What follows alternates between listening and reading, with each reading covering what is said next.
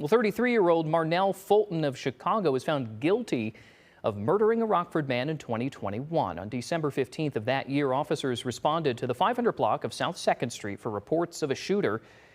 They later identified the victim as Robert Bingenheimer. He was dead in a foyer of an apartment. Fulton faces up to 60 years behind bars, followed by 3 years of supervised release. He is due back in court for sentencing September 17th.